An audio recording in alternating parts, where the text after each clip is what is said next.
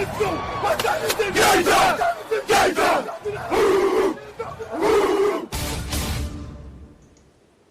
to be a football game tonight now. No doubt. It's going to be a football game here. Okay. I done been here before. All right, let's go, baby. The 9. Rushing 4, ball comes out of the hands of Newton. It's on the ground, and it's still on the ground. Picked up by T.J. Ward at the 4-yard line. Vaughn Miller did it again.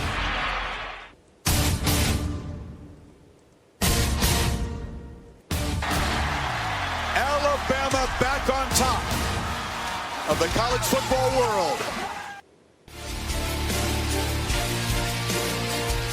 Ladies and gentlemen, football to the max. Your host, Sean Garmer, Gary Vaughn, and Randy Isbell.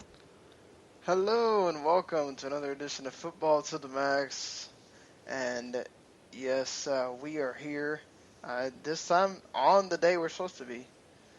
So, heading towards, yes, we do have a holiday, Easter on Sunday, and then we'll be getting out of the NFC North.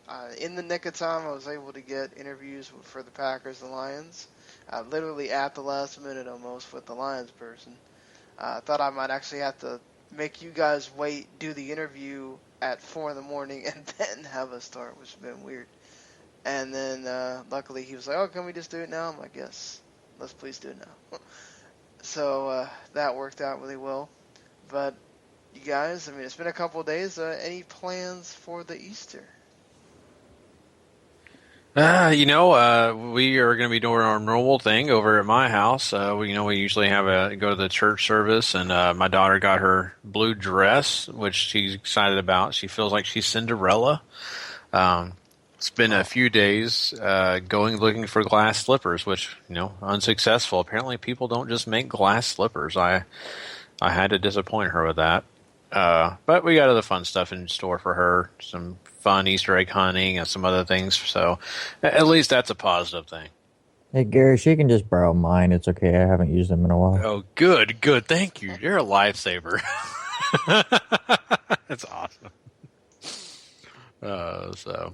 Yeah, and Randy, he kind of lucks out this year. He's not having to worry about, hauling the kid around for Easter, but, it's okay, Yeah, just more time to watch some Elite Eight games, and we'll play way more of this Kingdom Hearts 2 game, which I swear I'm seeing in my sleep. I've been playing so much of it this week. I haven't played as much as Randy, but sometimes I'm going, my God, I have so much more of this game. There's no way I'm finishing it by Sunday night. I don't know how I would feel. I don't know how I'd feel with Haley Joe Osment going around in my dreams. His voice, at least. Especially his after sort of hitting puberty voice or whatever that's supposed to be. It's really funny. But yeah. I'm going to be at work in the morning. They're having me work Sunday and Monday mornings so that they don't have to give me so many vacation hours for that first week. So even though I have 75 hours of vacation that these people owe me. But either way, I will not. She'll be going to church. That's all I know of. And then if they do any kind of Easter egg hunting, I probably will not be there. That sort of seems to work out for me with these holidays. Damn job. But it is what it is when you have real life sometimes.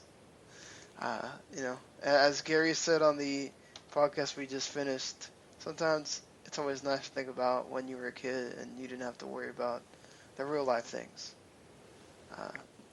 Like your kids get to enjoy now. So, but at least there's one guy that seems happy, as happy as you can be about joining the Cleveland Browns. Yes, I'm talking about Robert Griffin III has finally joined a team, for God's sakes. He has joined the Cleveland Browns on a 2-year deal. the Browns are still saying they're going to draft somebody, which would be the smart thing. RG3 is saying that he will take the drafted QB under his wing. It seems like RG3 thinks he's going to start. Yeah, we've talked about it on this podcast, and I've heard other people around media talk about this, but RG3 wasn't interested in going anywhere where he didn't have that option to start. He wasn't really wanting to be a backup. I think he figured if he was a backup, he was going to end up a career backup. But, I don't know. I don't know what his expectations are. They paid him pretty decently here. 2 years for $15 million, $6 million guaranteed on that first year, and if he is on the roster the next year, gets another $6 million guaranteed. This guy has a lot of confidence about himself, especially that comment about taking some guy under his wing. I mean, he's played in the NFL, but let's be honest, guys. He hasn't had the most storied career or anything. In a sense, he's still a young player himself. I think the only thing he could really tell the rookie is, hey, this is the meeting room. We sit here and listen to the coaches. That's about as much experience as RG3 has besides I got injured on the field. I mean, he has gotten the playoffs at least. Yeah. You can qualify that, I guess. Randy? Well, actually, I'm really interested at how all of this is going to go, because we talked about this, on Tuesday, that I didn't think RG3 going to Cleveland and then drafting a rookie quarterback would be the best for him, but at least the way he's talking right now, it sounds like, especially with a 2-year deal, like he really is looking at Cleveland as his opportunity to show the other 31 teams what he can do before Cleveland then moves on with their future. It's a very interesting thing, because, that's just the way it comes out, the way he's talking about it, because you don't sign a 2-year deal and then go, well, I'm going to bring this young kid in and show him the ropes. That's what old veterans are supposed to do. They're supposed to set the table before they move on. So for him to come in like this, something tells me that he's like, okay, listen, all these other teams are worried about my injury history, so let me go to Cleveland, show that I still have the talent I had on my rookie year, and then move to a different team. Mm-hmm. That was my thing, and yeah, I'm right there with you. Here's the issue is the fact that, RG3 definitely has to prove himself once again. But for him to come in and automatically say he's a starter, which I think he will be, you don't pay a guy like that and just put him to the wayside. My issue is with the Cleveland Browns, like we talked about last week, do you want a young quarterback? Yes. But what are you doing with a young quarterback because of, the fact that RG3, he has to be disciplined. He has to learn his own things. I don't think the guy has time to be teaching anyone else because, once again, he's got to learn how to be a pocket passer. He doesn't have time to sit around and coach himself. He's got to coach. He's got to have people coaching him. So I think it's kind of a dumb statement. But do I want RG3 to do good? I certainly do. I'm hoping this turns out very well for him. If it's not going to be, a future in Cleveland, hopefully he does well and proves somebody else that, hey, I'm a good quarterback. I just, may not be. I respect the confidence. I just don't agree with that statement. Yeah, this is so weird. I'm glad for him that he's finally signed, so we can stop talking about where the hell he's going to go, and we already know that he's going to be with a team. He has a huge challenge ahead of him now because they're going to have to fill this team out with players. I don't know who they're going to get to fill out the squad, but they let almost all of their good players go that were free agents. And, now it's RG3 and whoever's going to get drafted with this makeshift offensive line, with a running backs that, were decent, but, not the best out there. You have no Travis Benjamin now. You do bring back Josh Gordon, but you never know if he's going to do something to get himself kicked off the field again. The defense is what it was and is. And, that's a lot for RG3 to overcome. If you want to show what you can do, the good thing is he does well. It's going to really give him a feather in the cap because it was a team that doesn't have a lot. If he does badly, he has a scapegoat. But how many people are really going to be saying, oh, it's because the Browns are bad, and not just saying, oh, RG3 is just not that good? I agree. And, the one thing that kind of makes you wonder about this whole decision-making process for the Browns is, how are they going to make those picks that they have become more valuable? And I think one way is, and another thought process is, where does McCown? Where does he lie in all of this? Is he going to New York? Are we going to see him in a Jets uniform? Block. And yep, that is the scuttlebutt right now. That the Jets are looking at him. So, and Randy's being quiet because I'm sure that's not what he wants to hear. I'm done talking about quarterbacks for the Jets. No, but I want to say this: Randy was pretty protective of McCown last year when it came to the Cleveland Browns. I thought, and when we were talking to games, you were like, "This guy's pretty okay." Yeah, but that was for Cleveland. Oh, okay. When it comes to his team, it's like, well, no, listen, McCown's fine, totally fine, but. I'll say it over and over. I don't want another quarterback in New York. I want Fitzpatrick because he fits so well, or give Geno Smith his one last shot and then send him packing, or try Bryce Petty. We don't need to be the next Cleveland where we're bringing in 20 different quarterbacks. We have a few. Just don't bring in a Colin Kaepernick or a Josh McCown or, God forbid, a Johnny Manziel. To think that's going to solve it. They're officially done with Kaepernick is what. Perfect. Yeah. But I'm just saying we don't need any others. There were 3 on this team last year. One was great. One I thought had potential, and then you have the rookie, who I still think needs at least 1 or 2 more years before I feel he's NFL ready. Don't try to stopgap it with somebody like a McCown, please. We've had enough of those quarterbacks in my lifetime.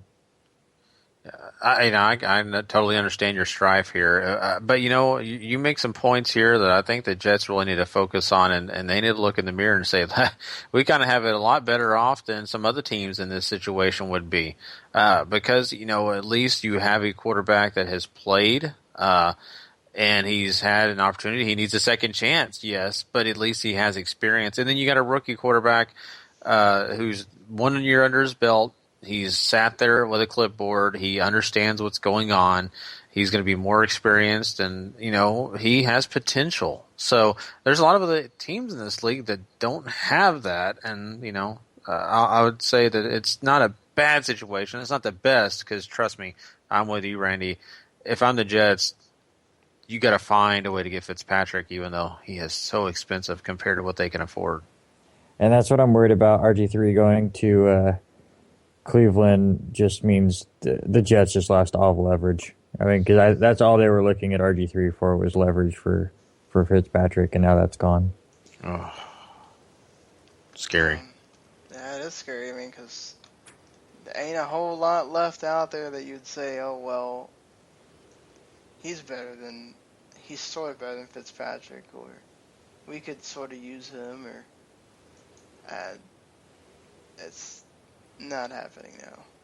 Yeah. The thing is, it's not like they just don't want to pay him. It's that they don't have the money that Fitzpatrick wants.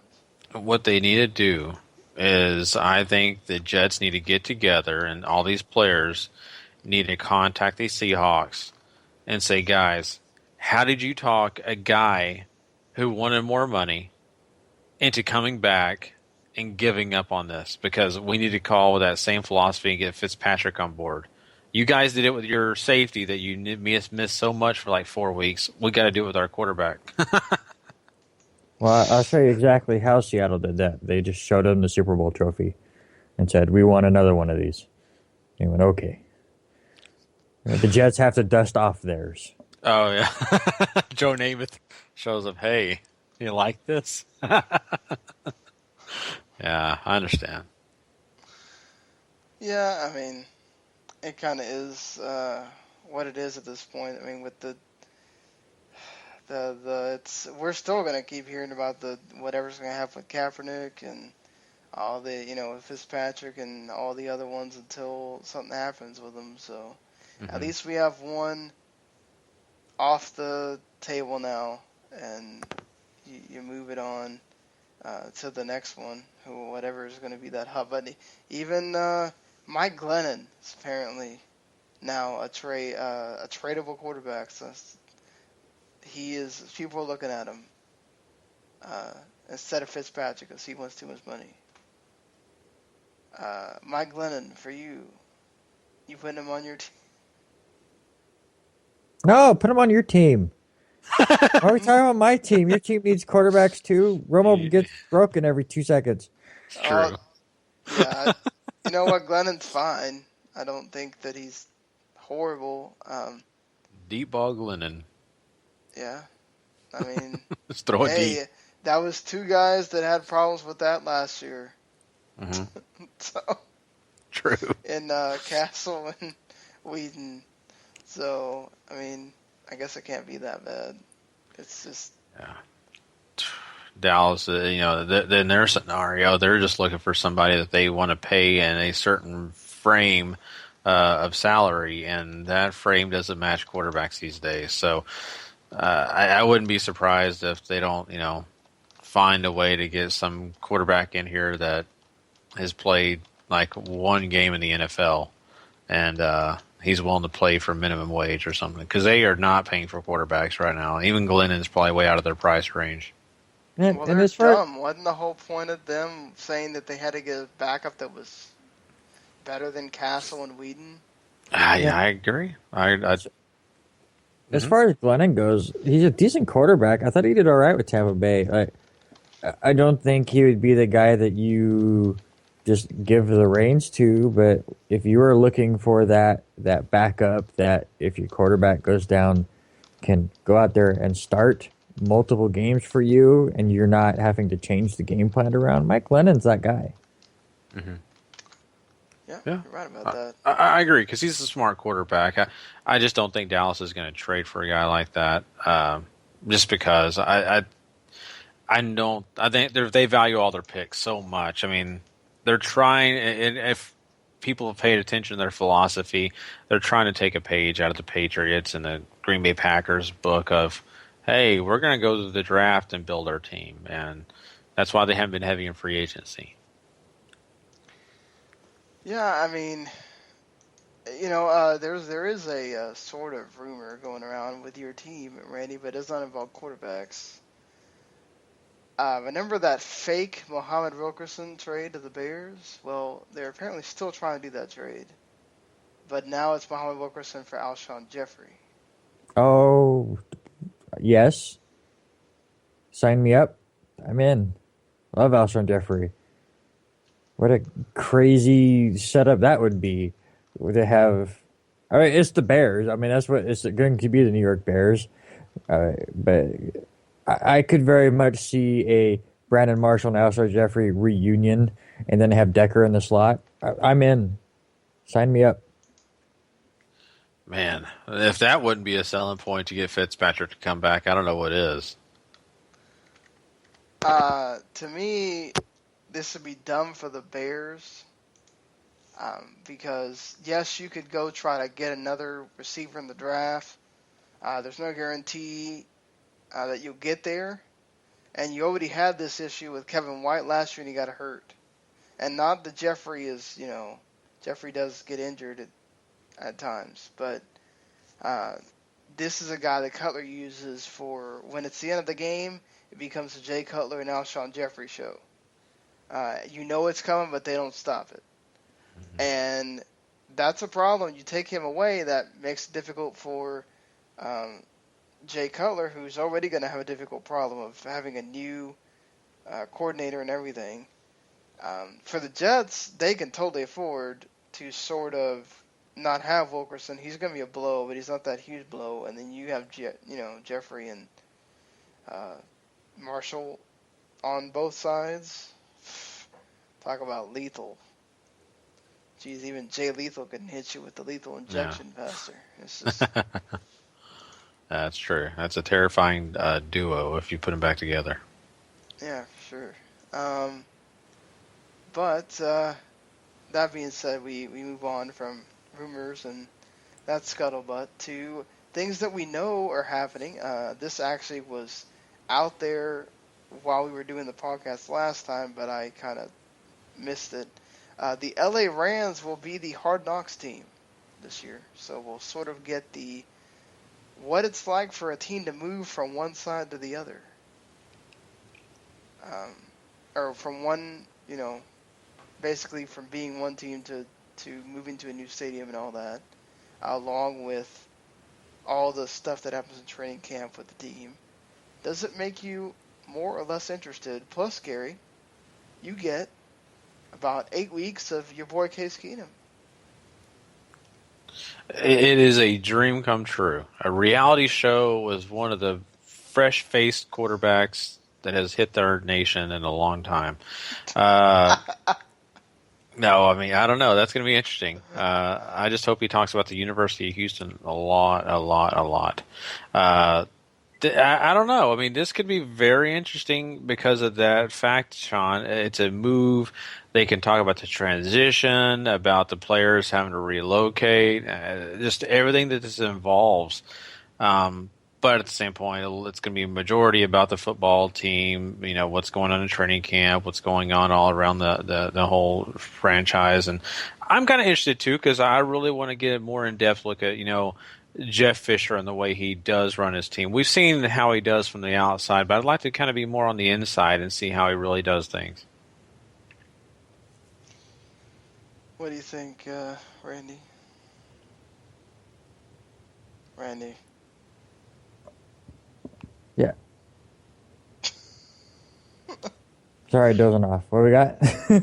We got the Rams going to the Hard Knocks. Oh, yeah, the Hard Knocks stuff. I don't watch that stuff. I don't care about that stuff.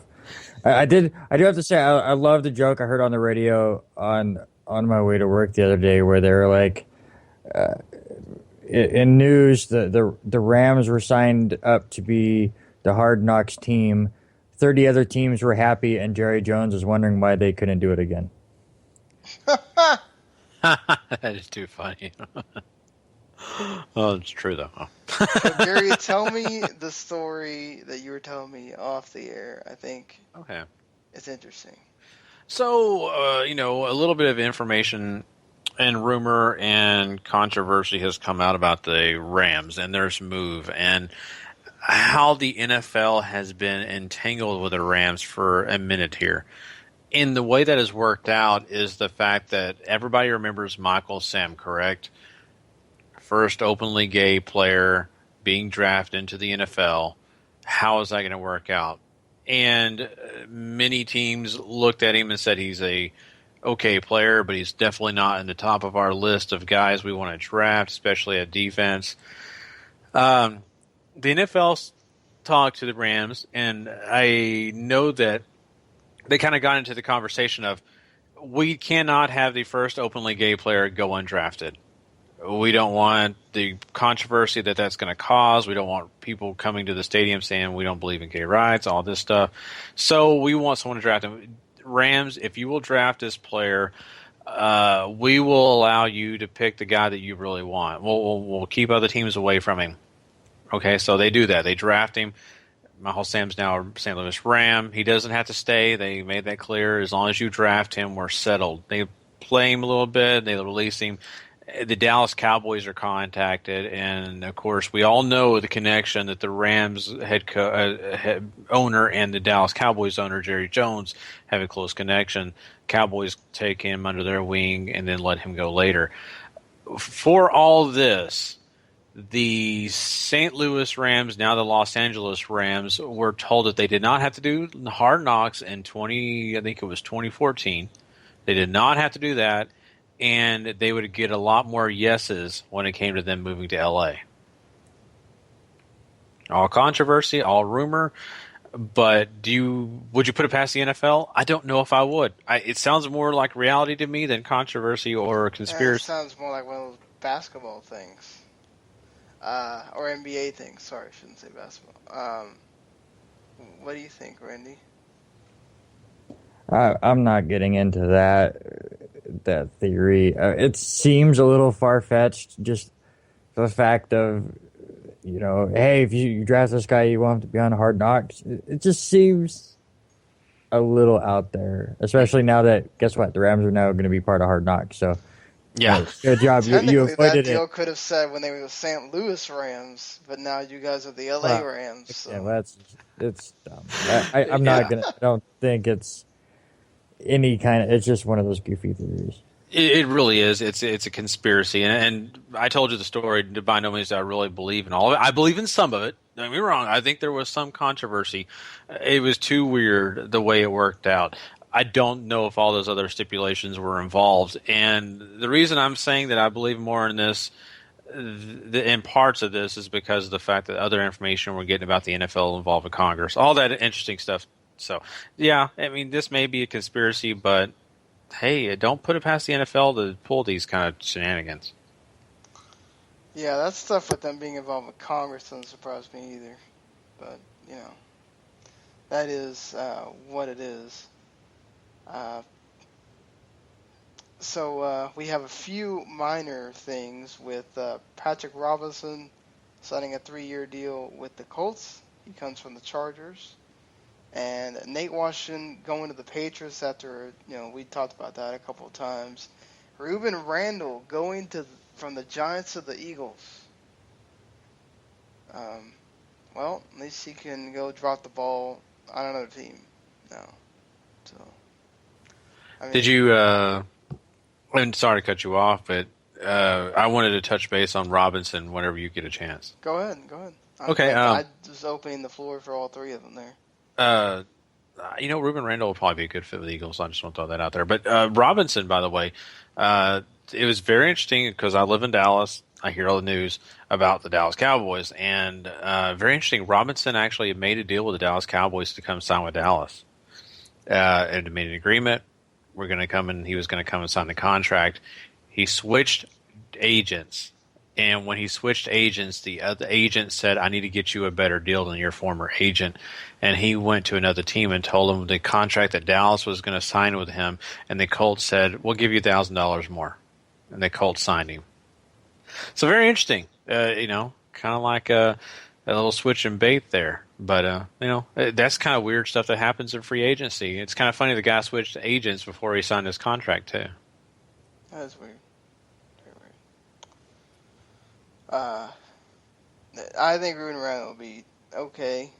I mean, he did help the Giants out sometimes when there wasn't any, and he had decent chemistry with Eli Manning. He just dropped the ball at the wrong time a lot of times, and that was kind of his thing.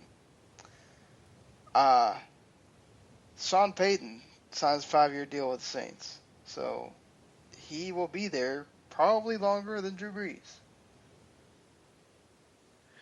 Randy, I don't understand that. I am the one who was proponent for him staying. I know, but in a way, I don't understand that because I thought maybe he would give himself a little leeway here and not lock himself down for 5 years. I thought maybe he'd sign a 2-year contract, see how things go.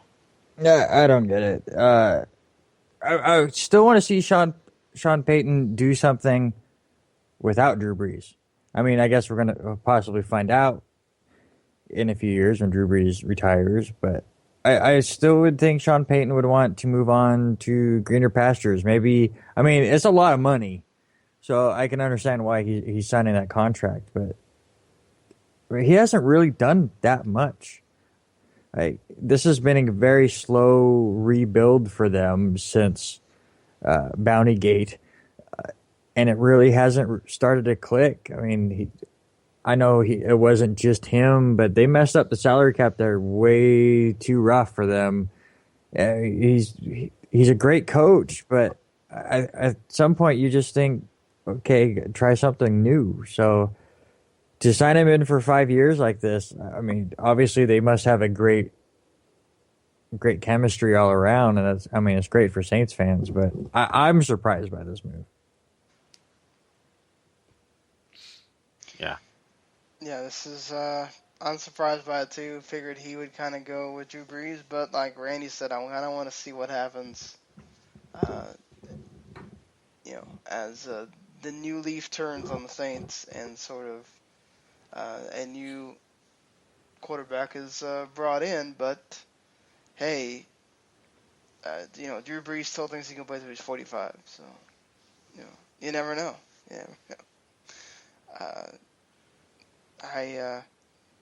The automatic ejection and the touchback rule both passed. So, good night to kickoff returns. Sad. It is just sad. But, it's understandable once again. We know it's about health, but, I love those great plays that just come out of nowhere. And now it just seems like special teams is getting smaller and smaller. I mean, they might as well just go ahead and knock out the extra point, too. Just make it everybody has to do 2-point conversion. There you go.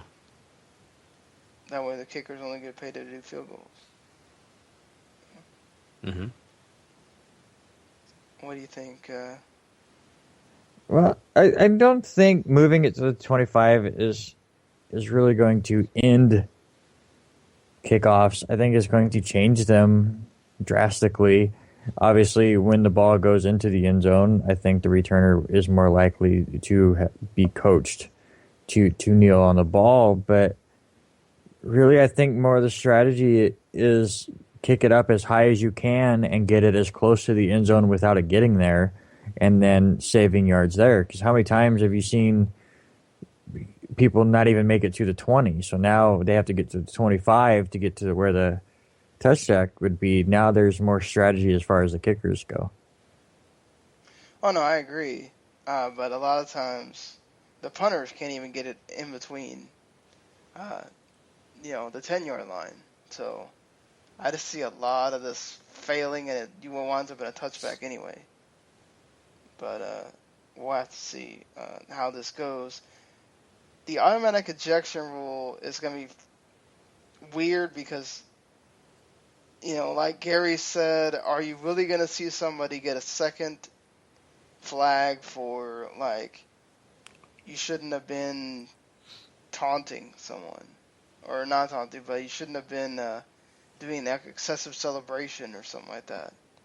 I mean, I just don't see, had they made it personal fouls, I think we would have seen a lot more. But the unsportsmanlike conduct, I think they said there had been one player that would have been ejected last year if this was the case. So,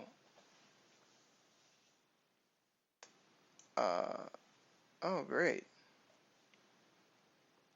Skype is deciding to be dumb. All right, guys.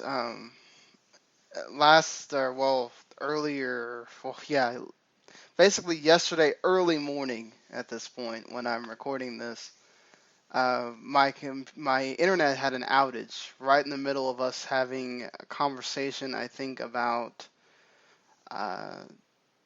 the automatic ejection rule getting passed.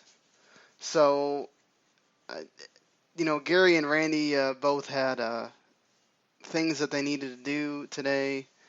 So what I'm going to do here is I'm kind of going to go over some of the couple of things that have come out since yesterday.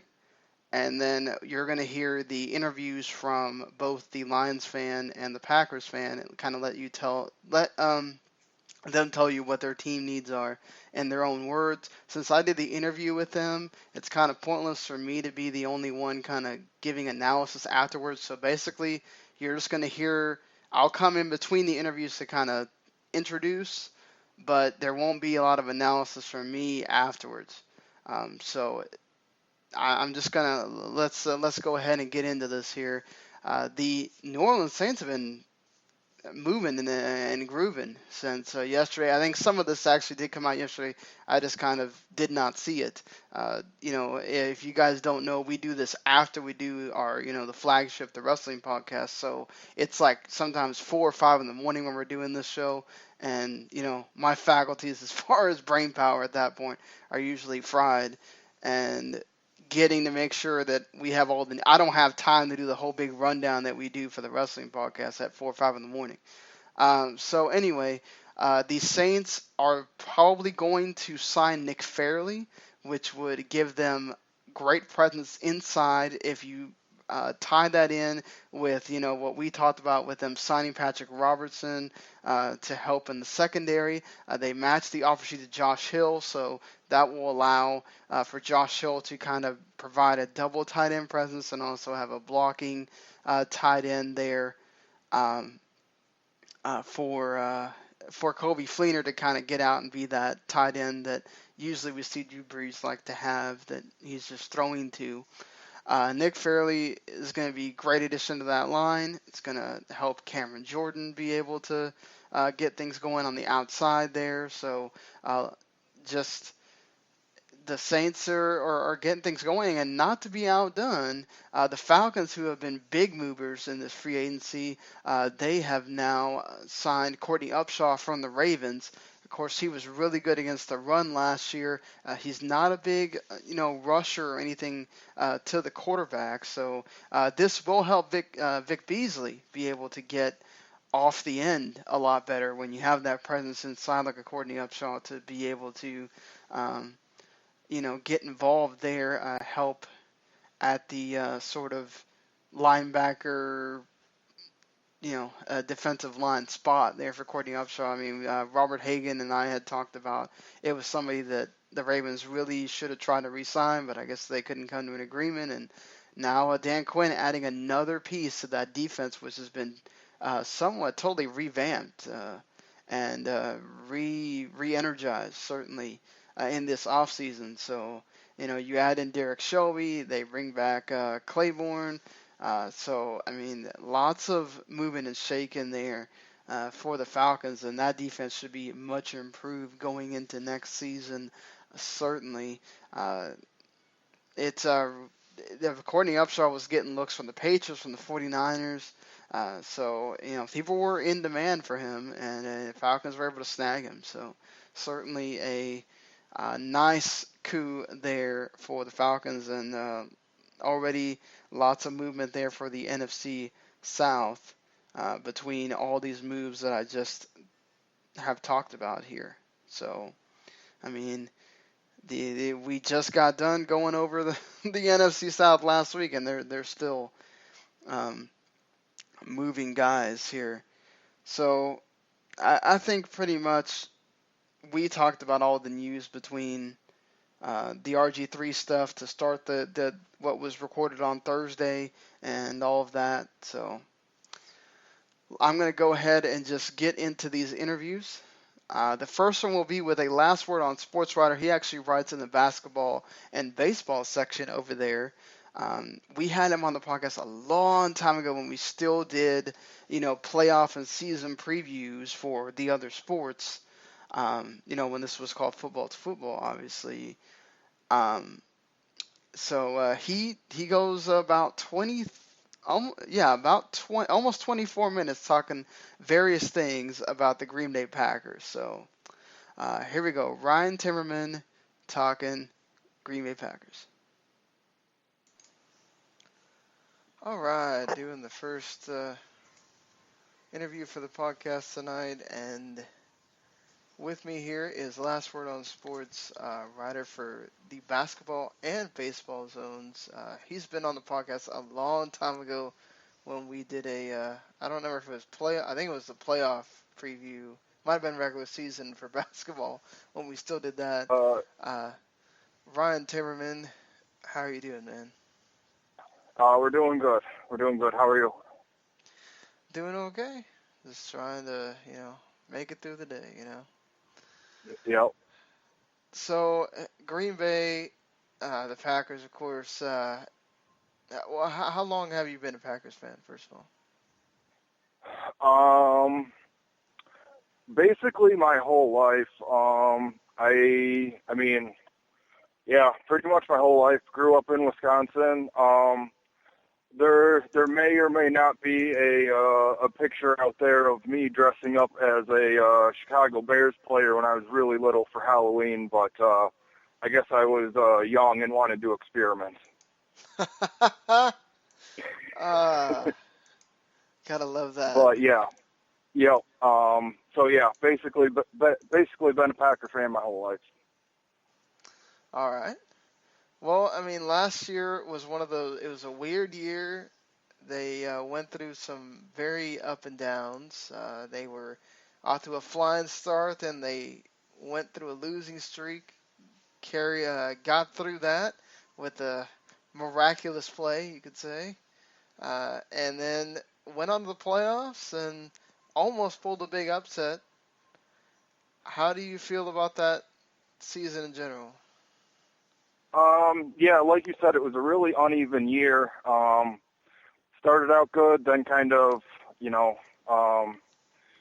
hit kind of a downer toward the middle of the season. When George Nelson got hurt last year, I was kind of the school of thought that Aaron Rodgers could pretty much just make anybody, if not an all-pro receiver, close or at least good enough to get by. At times last year it looked really bad, but then toward the end of the year, you had guys like Jeff Janis and Jared Abbrederis come through. So at different points last year, I think I felt like I was proven wrong and proven right kind of at different points. But yeah, just a really uneven year, and it was bad at times, and for Packer fans it was kind of an eye-opening experience toward the middle of the season, because we're not used to seeing average quarterback play, and it kind of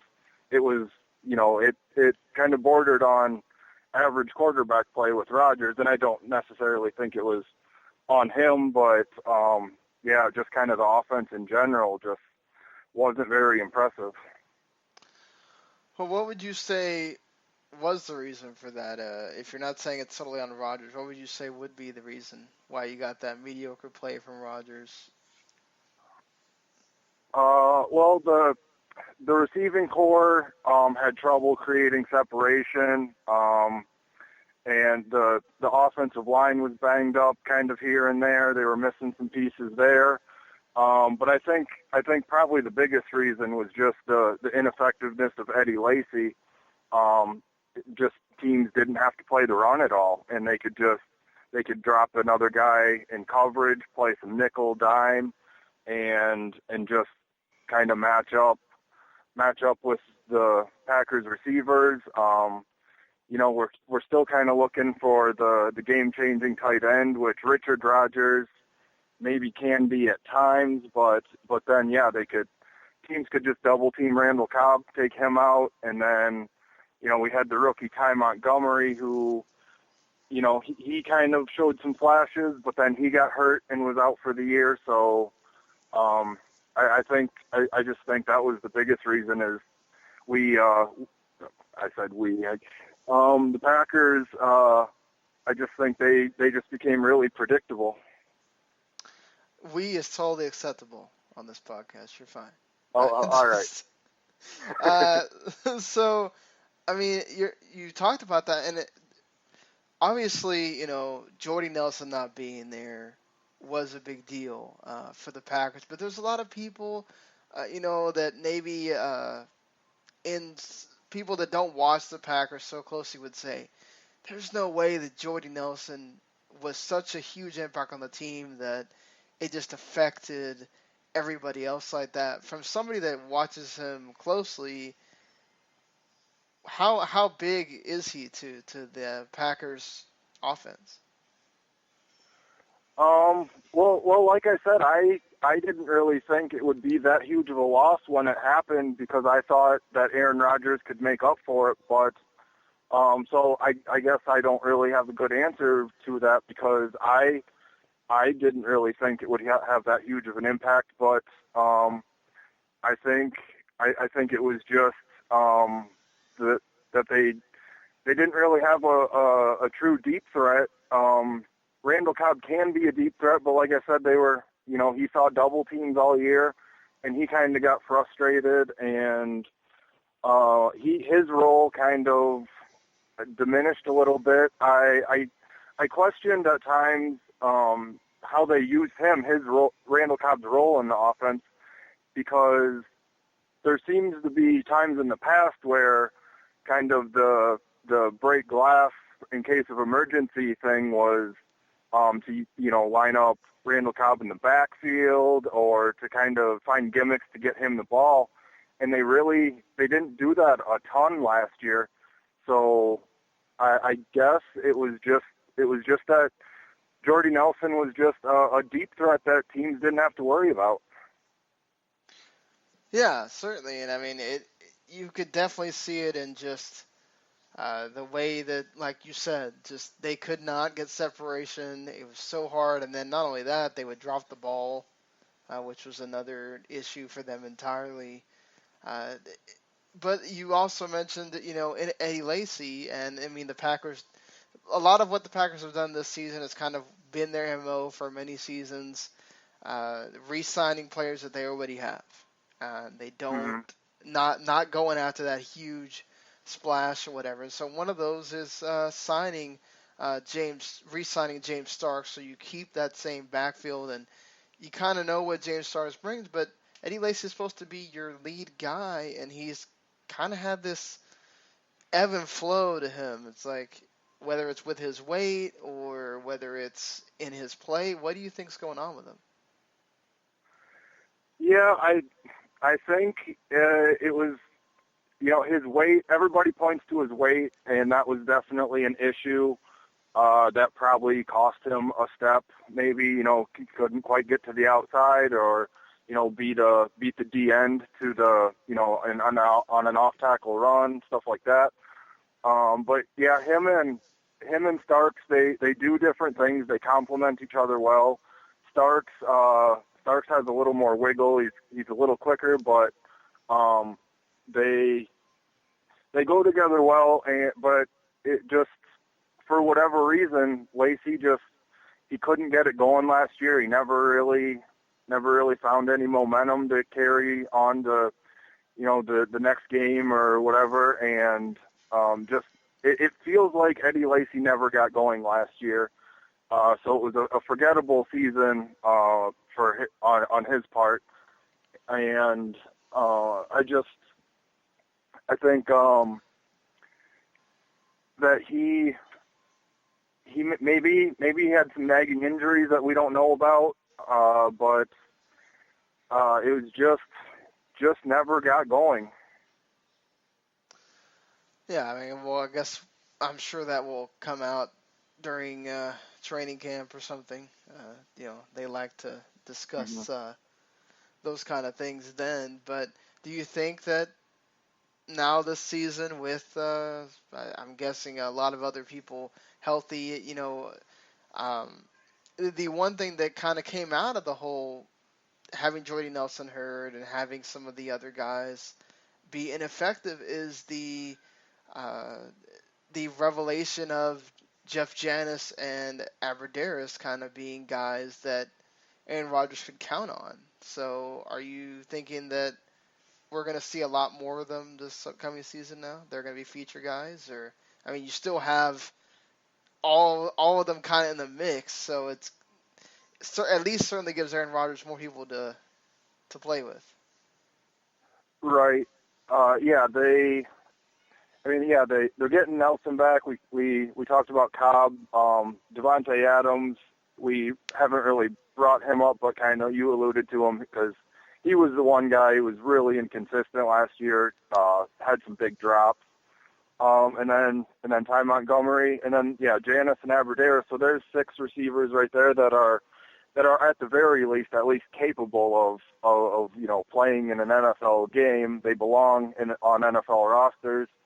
I wouldn't put it past Ted Thompson to draft a receiver somewhere maybe rounds 2 through 4, somewhere in there. He likes taking receivers early on in the draft, so maybe add one. So between Janis and Aberderis, heading into next year, there might only be room for one of them on the roster if another receiver is brought in. But I think the receiving core, for as bad as they were at times last year, I think they're perfectly fine, and I think everybody in the Packers organization is satisfied with that position as a whole, outside of maybe bringing in another one in the draft. So looking at the other side of the ball, we talked a lot offensively. Defensively, they also kind of have, there was injuries to the secondary at various times. They were, you had some guys step up, and Clay Matthews, hearing a lot of people saying that he's going to move back to the outside linebacker spot. Is that really his best spot? Do you think he plays better on the end instead of inside? Yeah, he's definitely better suited to be on the outside, just so he can, be the edge rusher consistently. His best attribute is without a doubt rushing the passer. So to put him in a spot where that's his main job, is to be the edge rusher, definitely suits him better and suits the team better as a whole.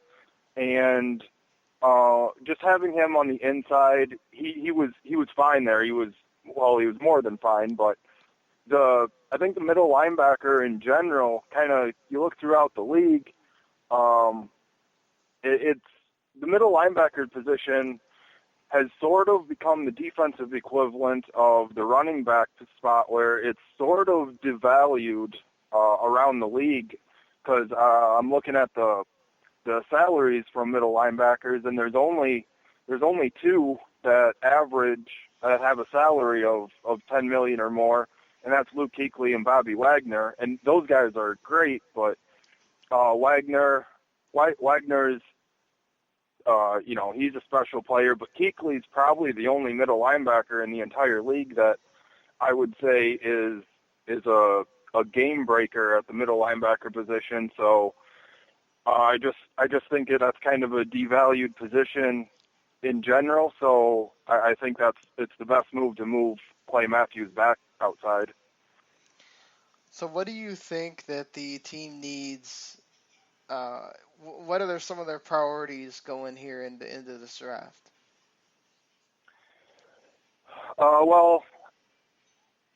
It might seem contradictory to what I just said, but they do need to bring in another middle linebacker probably. They're getting Sam Barrington back. He was hurt, but other than that, they're kind of thin. Jake Ryan was fine, but didn't show anything special last year. So middle linebacker, B.J. Raji retiring was sort of a mildly shocking development. So D-line could use some depth at D-line. And then going back over to the offensive side, tight end is a pretty glaring need. But I think that's about it as far as the real big needs. Other than that, it's just trying to add some more depth. And an offensive line, that could be a bit of a concern, because I think pretty much the Bakhtiari, the left tackle, and then both guard spots all three of them are going into contract years. So it's going to be really hard to keep the offensive line intact. So if you're kind of projecting out beyond even next year, they're going to have to find a replacement somewhere on the offensive line, if not two spots on the offensive line. Yeah, that was certainly an issue, especially when almost all of them went down at the same time. It's crazy sometimes the people that Rodgers had blocking in front of him. So I talked about, or both of us talked about Jeff Janis earlier, another thing that was big about him was him in the return game. What do you think about this new rule that they just approved about moving the touchback to the 25?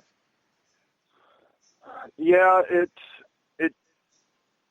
I guess it was expected because that's kind of the one area where the NFL is kind of cracking down because they're kind of filing it all under the protecting the players with the concussion issue and stuff. So they kind of picked out the kickoff as sort of the one area to go after, so they can hold something up and say we're doing this to protect the players. I don't think it's a huge deal, other than the kickoff return is a really exciting part of the game, but I guess that's more from a fan perspective.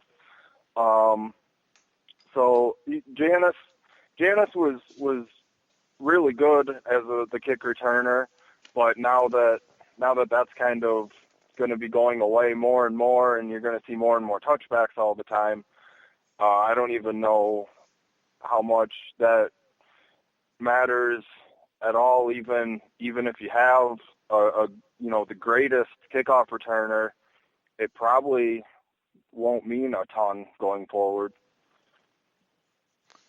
All right, so you would consider.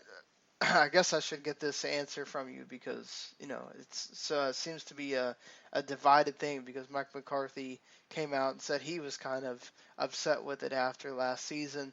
Where do you stand on the way that Ted Thompson does the offseason, not going for that big splash and all that in free agency? Do you like the way that they've built the team over the years, or would you have rather him kind of go for the bigger names sometimes? I'm fine with it. He has, there was the Charles Woodson signing that paid off in spades. That was, for what they signed him, because there wasn't really a market for him at the time. He was coming off injuries in Oakland. And so Ted Thompson will dabble in free agency, but he sets a price for guys and sort of lets them come to him. So, when you go out after free agents, you kind of have to be prepared to overpay for them. So if you can draft guys, you're obviously getting guys that are younger and cheaper. So usually, when you see teams that really go hardcore after free agents, they're going after free agents to fill draft needs. And Ted's done a phenomenal job drafting, so I don't have a problem with the way he approaches it because he really hasn't had a ton of mistakes drafting. There's been a few high round picks that haven't panned out, but he's gotten a ton of value in the later rounds, and so I don't have any problems with it. So yeah, no complaints here. So moving ahead now to training camp, we're done with the off season. You would say it was a successful off season because what three things happened?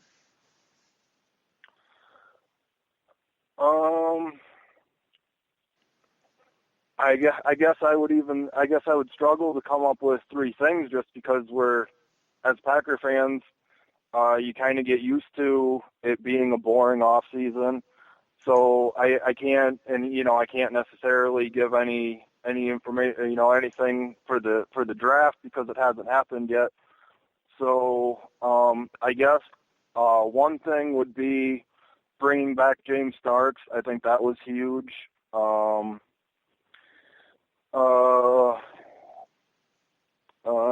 And then I don't know, just kind of seeing how some young guys. Well, Nelson coming back too. That's another big one. And then other than that, just seeing how some of the younger guys develop. Rueben Randle was the first-round pick last year, and he looked great last year. He was more or less the reason that they let Casey Hayward walk. So there's a couple. Other than that, I guess maybe it's encouraging for Packer fans knowing that promoted Elliot Wolf. He's the son of Ron Wolf, the former GM, but they promoted him, so it kind of looks like he's in line to take over for Ted Thompson whenever Thompson decides to leave. So it's kind of reassuring knowing that there's stability within the franchise and that there's sort of that progression in place for the front office. Other than that, the most exciting thing that's happened for the Packers this offseason is Aaron Rodgers saw a UFO 11 years ago.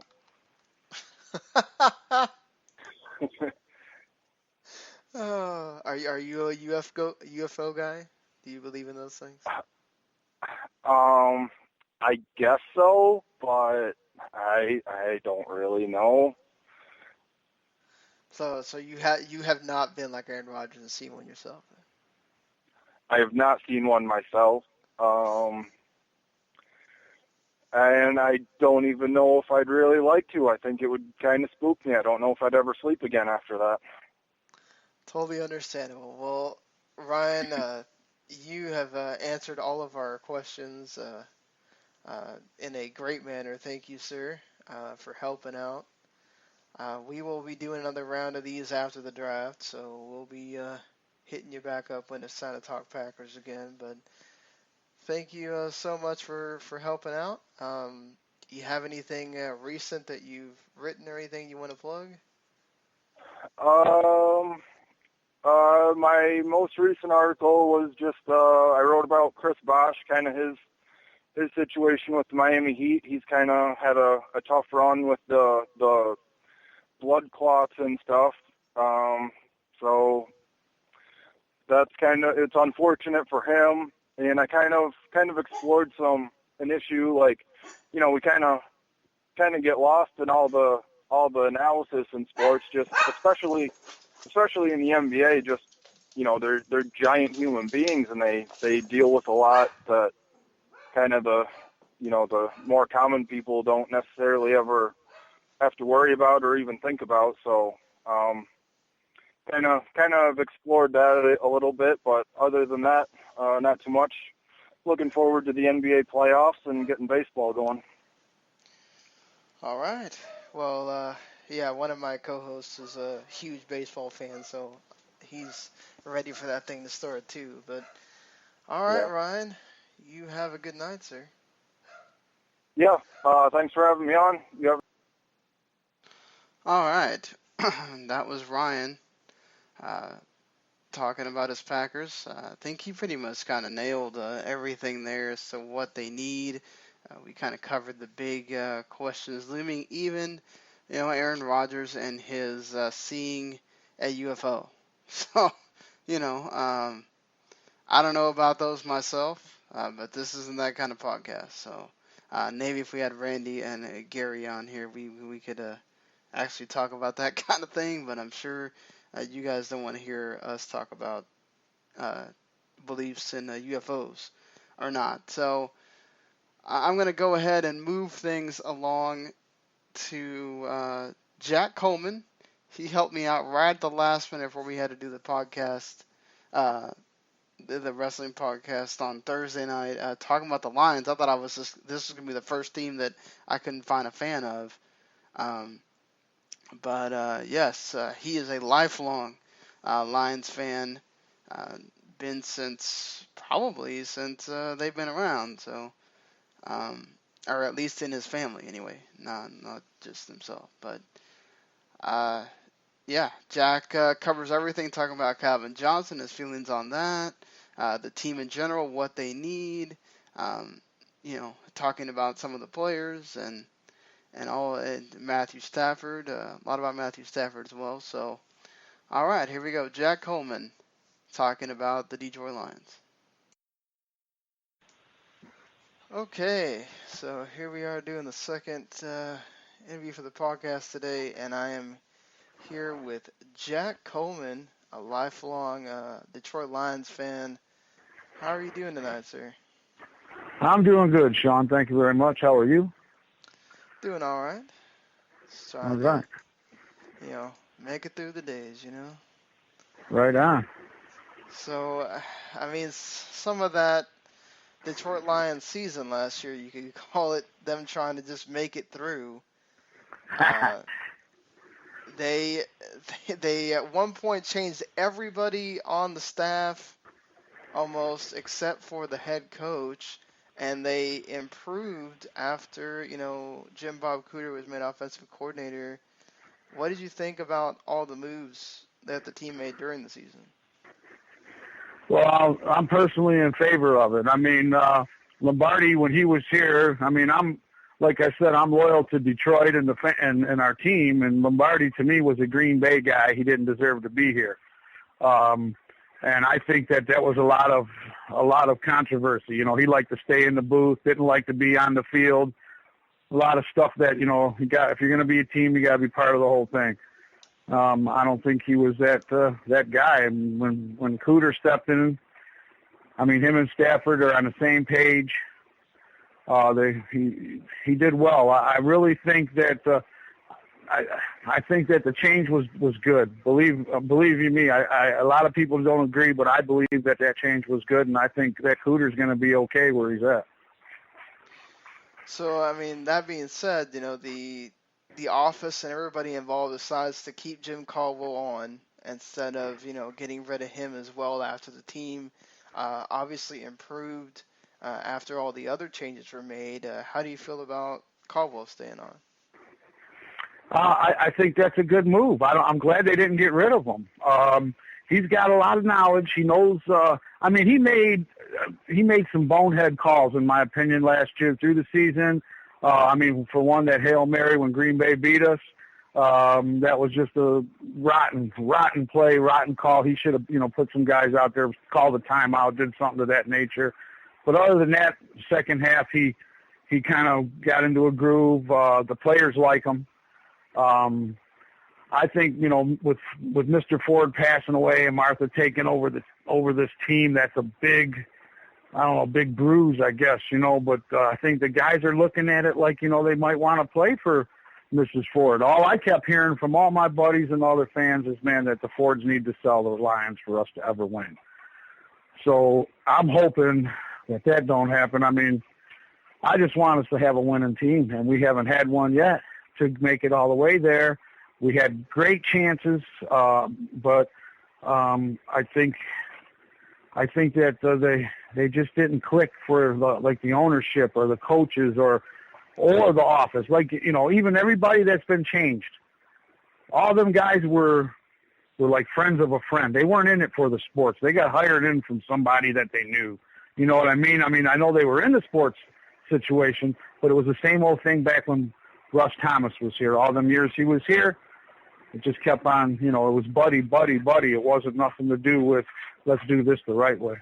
So maybe this, with Quinn coming in, Martha taking over, Stafford's looking, I guess he's happy. I'm upset with Kelvin Johnson. I don't understand why he ain't coming back, but he's on reserve. So, reserve retire. That could mean he could come back. There's a lot of ifs, but I think the Lions will be a contender here in the next couple of years. I think they're going to do good. You said you're upset with Calvin Johnson. Yeah, I am. He signed for 2019. He's still able to. I know that he's sore. He's been beat up, but this is the way the NFL's played.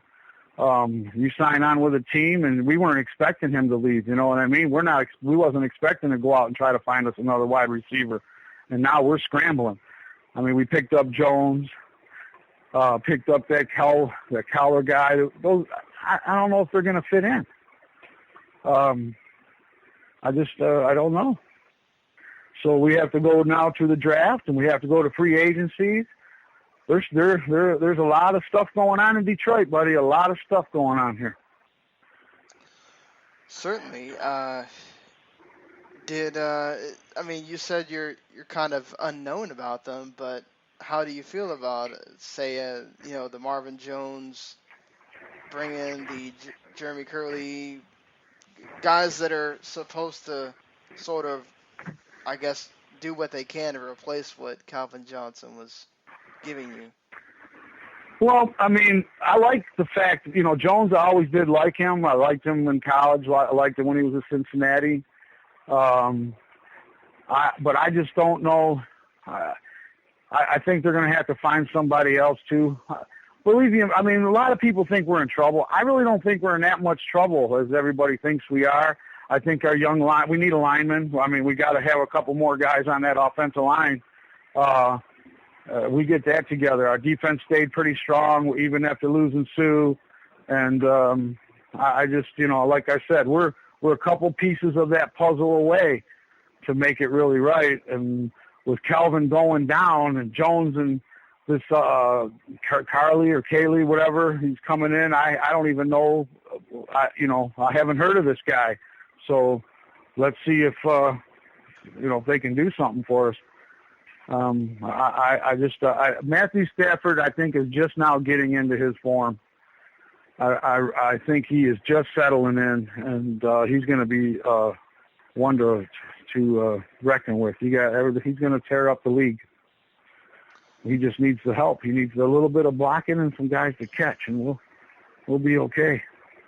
Yeah, and that was certainly something you saw from Stafford last year once Cooter kind of got the reins of the offense, was that you kind of sort of saw Matthew Stafford like when he came in. He was running more. Right. He was just finding the passes. It wasn't anything totally complicated, and he wasn't making dumb decisions. Right. So you really feel confident now about Stafford going in this season? Yes. Yeah, I think that Stafford's going to be the man. I think that, I really like the guy as far as toughness. He's, I don't care who you are in the backfield as a quarterback. If you ain't got time to set your feet and look downfield, you're not going to make no throws, and we didn't have that at the first half of the season. My man was getting beat up bad. Every time he backed up, he was getting hit, and right. I couldn't stand that. You know what I mean? And then I think that it was just a dysfunctional situation, with Lombardi and the way they had that little setup going. They all had their little way. It wasn't team united. Right. They need that, and with Cooter and all that, they're team united. I mean, Cooter's in the locker room with these guys. You know what I mean? Where Lombardi would just stroll through it. So I gotta say, I'm not too. I think we're gonna be a contender. I think we're gonna be a contender in this NFC. I don't think that you're gonna throw us away yet because we still have, our defense is. I think they improved on that side on this off season. I'm not too sure about the offense, and I know we need some more offensive linemen, but our defense has improved. We got a couple of big safeties that we picked up that I think can handle that deep ball threat. And that's that was burning us. That was the thing that burned us. So we eliminate that part of that on the defensive side. I'm not worried about our defensive side. Our offensive side, I'm worried about, our running backs and our wide receivers. I was about to ask you, what do you think? You re-signed Jork Bell. You had Abdullah last year. Seemed like they were starting to get him more involved in the offense as the season went on. What do you think about your tandem back there? Well, I think that they're going to be good. I think he's going to – Bell was 14. He was injured. Last year, he in that offseason, he got fixed. He was supposed to come in last year and be 100%. They just didn't put him in there, and I think that had to do a lot with Lombardi and the way he wanted to do his offense. Power running is the Lions. We always had a good back. Always, Lions been known for having a decent back. Now we're trying to get some power running or something. I'm not used to that in the Detroit Lions game, since Steve Owens, I think. So how long ago was that? And that was our power running game. Other than that, we always had a finesse back, somebody that can move, dance. And now we picked up this young guy, and he got hurt. Hopefully he can come back and be okay. But I think that the way they had to do Bell, I think they wanted to keep him. And I think he's going to stand up and come in as a fullback this year. And I think, he'll be that's what I said. That with Riddick and him coming out of the backfield, catching the ball, That's what's saving us, with Calvin being gone. So, yeah, we're not out of the heat yet, but I'd like to see us get a decent draft, and I'd like to see us pick up a couple of good, linemen, offensive linemen.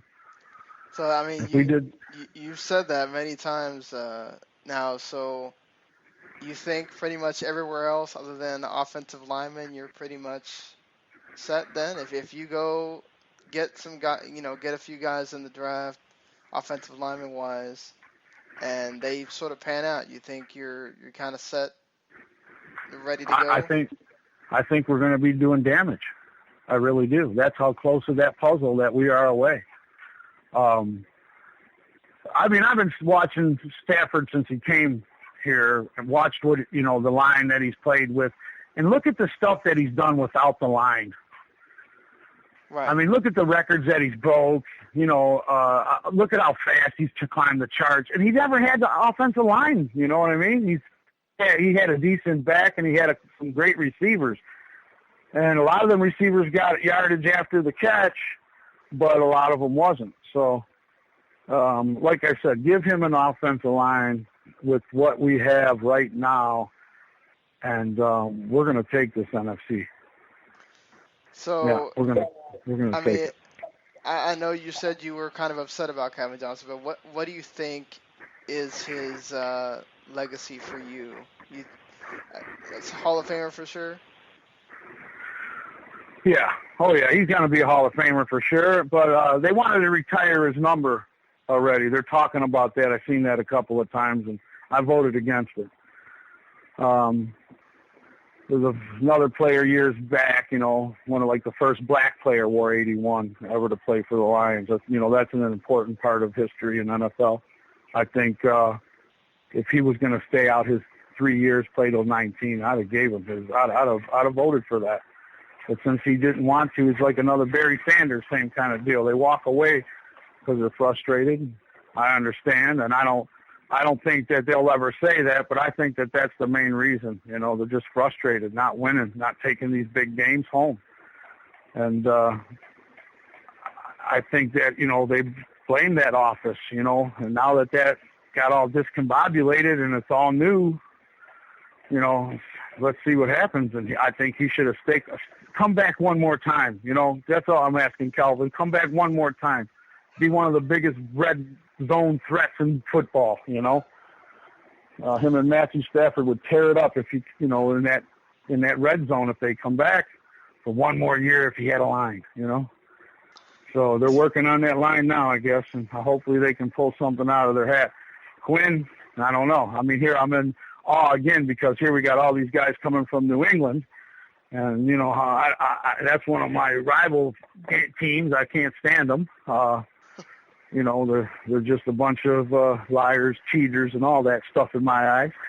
So, and now we're picking guys up from them, I mean, Belichick had a big part of Quinn coming to Detroit. And now that we got Quinn here, he's from there. He's pulled in one other guy with him, and I noticed he didn't get too crazy and bring everybody over, which I was glad. But he got one guy in, and that's, to me, is what I'm trying to stay away from is that buddy stuff. That buddy stuff never worked in Detroit. So, right. I mean, stay away from the buddy stuff. Do you think Calvin might come out of retirement, or do you think he's set? Yeah, I think I'm not going to throw him out there. Everybody said he's retired, and I keep telling everybody I'm not sold on it yet. Yeah, I'm not sold on it yet. So you said you voted on the. Are you a season ticket holder or something, or? No. I have a form, a Lions form on. Oh, okay. We have a page on the internet, and we just everybody's talking, and they sent one of them posts around about him retiring his number. Yeah. And I answered no. I don't believe that they should. I think that he's. I mean, Sean, you got to understand. 3 more years are left on his contract. Not 1, 3. You know what I mean? I could see, if there was just 1 year left, but we weren't even looking in that area for a wide receiver at that caliber for another couple years. Right. And now he just, retires. It's kind of threw a wrench in the machine in my eyes, Yeah, certainly. So, I mean, even though he didn't have the greatest of years last year, he was still, he's still that guy that you got to put two guys on him, because at any moment you leave him one-on-one, he's a threat. So. Right. Well, that's what I'm saying. Even in that red zone, you can put two guys on him in the roof. All you got to do is loft one high. He's jumping up and catching it. He's going to outget them to get the football. And I think that's all he needed to hear come in for the red zone. I mean, there was a lot of controversy on him. I mean, can we get into that? Do we have time for this? Oh, go ahead.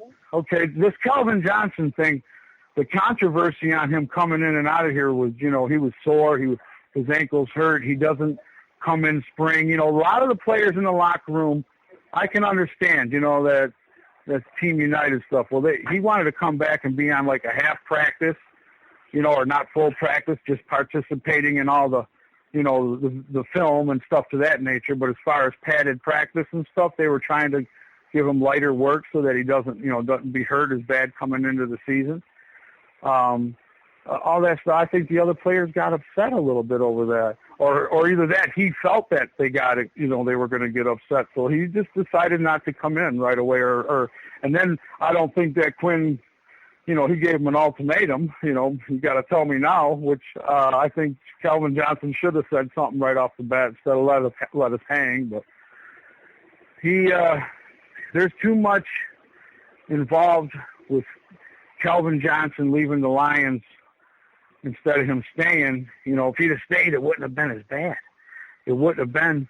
We would have been looking for the linemen that we needed. We'd have looked for them safeties that I think they picked up. I'm hoping them guys step up to the plate like they should.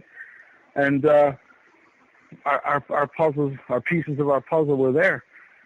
And now we're back to this looking and trying to figure it out. Hey, I'm not taking none away from these two guys that we just picked up either. I'm not saying that these guys might not shine. Look at Tate, how he came to Detroit and just shined, Right. And he did, even with Seattle, he was outstanding. And but still, he's going to be our number one guy now. We're going to have Golden Tate as our number one receiver. Now it's his time to put up or shut up, Exactly. He's got to, he's going to see more double coverage than probably he's ever seen in his life. He's going to see more, aggravated plays, I call them, is when they pick out a guy. A defensive man will pick out a guy on the offensive team, and they're going to aggravate that guy all day long. And he's going to see that a lot more than he's ever seen it, because he's going to be that number one shoe. And they know we don't have no big threats. We're going to have we don't have no big, strong running back that, we can say, hey, we're going to guarantee us 1,500 yards this year. Right. I don't see that. I'm not going to take anything away from Stafford, because, who knows how many, yards and numbers he'll put up. But I know he's going to give it his all. And then, so we're at that wait and see game. We got to sit here and wait and see again. After last year, our hopes were so high on going all the way to the playoffs and everything, and then right off the bat, it got diminished. And then halfway through the season, they showed a little bit of light, and then they finished real strong. So this off season is very important, buddy. I mean, this is one of the most important off seasons that I can remember in a long time, probably in 15, 16 years. Like a lifelong fan. I'm 53. I've been watching Lions ever since my dad was a fan. He's passed, but ever since I can remember sitting with him, we've been a Lions fan.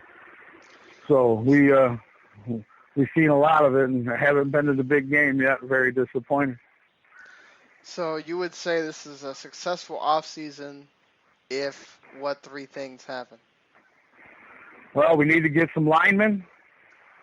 We need to make sure the guys that we're getting, that they picked up, are gonna perform.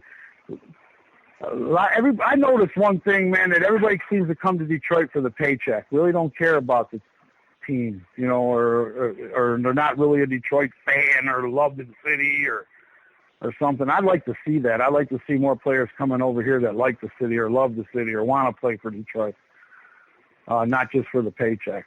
I mean, we've seen it how many times. I mean, even with, you know, look at Sue, what he did, and you know, then he went and jumped over to Miami, made himself look really foolish. But what are you going to do?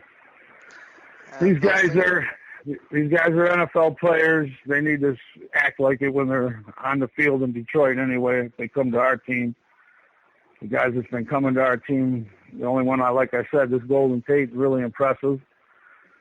He really impressed me when he came to Detroit and took it all in. Took the whole city, took the team, and he's doing well, and I have no complaints with that at all.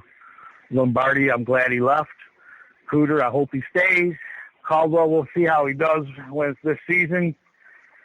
I think him and Quinn are already having their little spat, so we'll see what happens. But other than that, yeah, I think they did good on this off season. I think that we're looking okay. We're not as bad a shape as everybody thinks we are. All right, Jack. Well, you answered all of our questions here. I want to thank you for helping out and coming on. I appreciate it, Sean, and if you need me ever again, you can call me, buddy. All right, man. Well, that's a good deal. It's hard enough trying to find a Lions fan. Tell you something.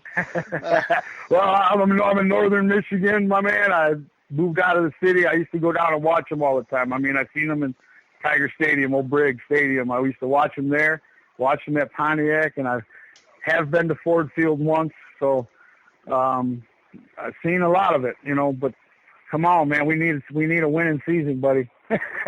Well, we need a winning season.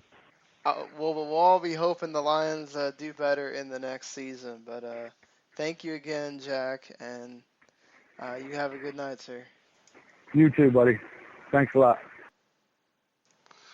All right, well, that was Jack Coleman talking about his Lions. You know, offensive line was a huge deal last year with Stafford running for his life a lot of times. They shored it up better because once Jim Bob-Cooter came in, he kind of was able to get the ball out of Stafford's hands faster because it was about, okay, taking those drops, letting the ball out, finding that receiver. You know, it wasn't so much about necessarily getting just taking forever with the ball and holding it, and he would even start running more, as I said earlier. So, I mean, you know, he's not too far off. That division is going to be very tight next year. It's going to be interesting to see, you know, if the Bears can have that, Kevin White come back and be the guy that they thought he was going to be before he got injured last year, and you know that. So the offense does well if the defensive improvements pan out for them. If, you know, the Packers are going to keep being the Packers and their defense should get better with those changes there. And the Vikings I think if Teddy Bridgewater can get things down and that offensive line can hold defenders and give him more time to find spots and find and they get that receiver that they really need, to go opposite of Stephon Diggs, they can really make some waves. And I mean, Detroit, if anything, if their defense wasn't too bad last year, if they can sort of be serviceable on that end, and maybe they'll sort of be the New Orleans Saints kind of thing, that they might have to outscore people to win, but they might be winning more games than losing last year. I mean, we did get to a point where almost at one point all the NFC North teams could have been in the playoffs. Of course, that had to do with the NFC East being so bad and just a lot of the NFC being bad, period. But, you know, it is what it is. That's going to do it for this episode of the podcast. Sorry, it's about a couple of days. It's a day late.